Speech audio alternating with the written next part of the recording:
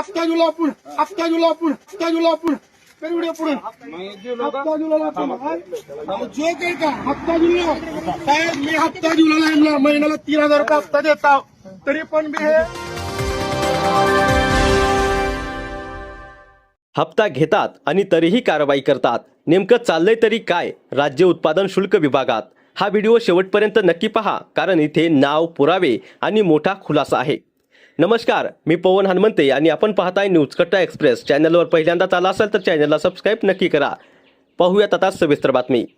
निलंगा तालुक्यातील एक धक्कादायक प्रकार सध्या समोर आलाय, जिथे अवैध दारू विक्री बंद असतानाही सर्व काही सुरळीत असल्याचा दावा केला जातोय. पण आता एका हॉटेल व्यावसायिकाने थेट आरोप केलाय की महिन्याला ठराविक रक्कम घेतली जाते आणि तरीही आमच्यावरच कारवाई केली जाते. या प्रकरणात संबंधित विभाग म्हणजे राज्य उत्पादन शुल्क विभाग आणि आरोप आहेत काही स्थानिक कर्मचाऱ्यांवर. तर संतप्त हॉटेल मालकाने थेट रस्त्यावर गाडी अडवून जाब विचारलाय. आमच्याकडून हप्ता घेऊन ही कारवाई का, असा थेट सवाल केलाय.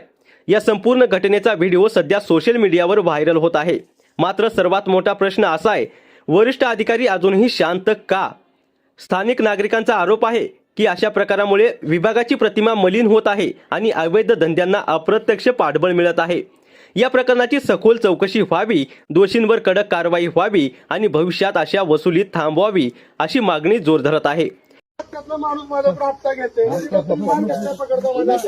ही चुकीचा साहेब, तुम्ही ही चुकीचा वागला. तुम्ही माझ्यापासून 2दा माल पकडला.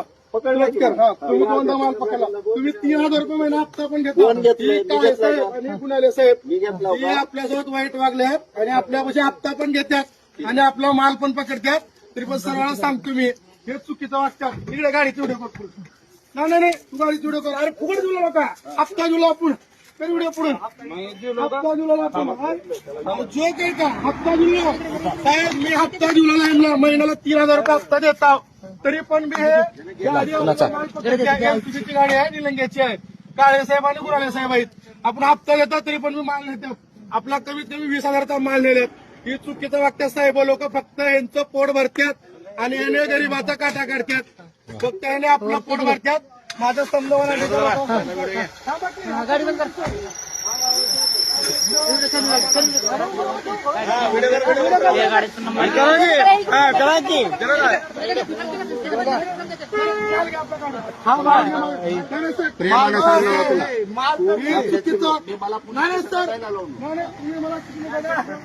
आता पाहायचं या प्रकरणावर प्रशासन नेमकं काय पाऊल उचलतं. हप्ता घेऊन कारवाई हा प्रकार खरा की खोटा? तुमचं मत कमेंटमध्ये नक्की सांगा. न्यूज कट्टा एक्सप्रेससाठी लातूर जिल्हा प्रतिनिधी प्रदीप थोरात.